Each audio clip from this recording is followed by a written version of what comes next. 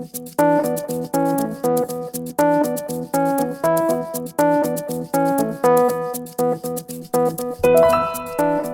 could tell that there was tension in the room.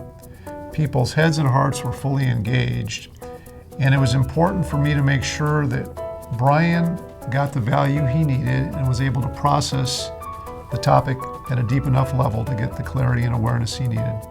People just don't understand. This has been going on for 2 years, and it's finally getting to a point where I've had enough.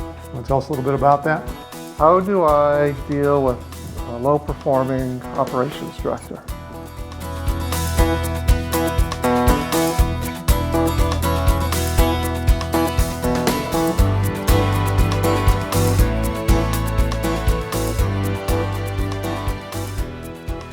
So during Brian's issue processing with the group, very challenging environment. We've got a lot of energy in the room. It's a very sensitive topic because everybody in that room can relate to having a low-performing key executive.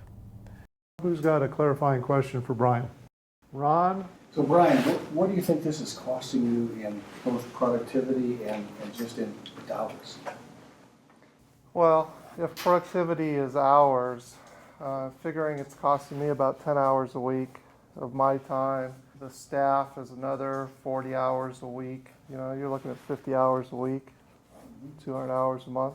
I think we figured it is somewhere around $500,000 by the time it was all done of lost productivity and overtime and rework. I'm really looking for ideas that I haven't thought about and input from the other members that they don't even think they know about until the process starts to unfold and we really get to the root issue of what's happening.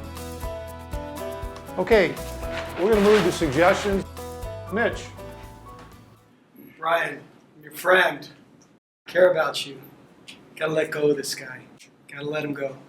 You can give him a severance, you can do some transition counseling, you can be good to him on the way out. It's gotta go. My suggestion really is to find some other position, or at least look to see if there's another position in the company they can handle. He's got a lot of history.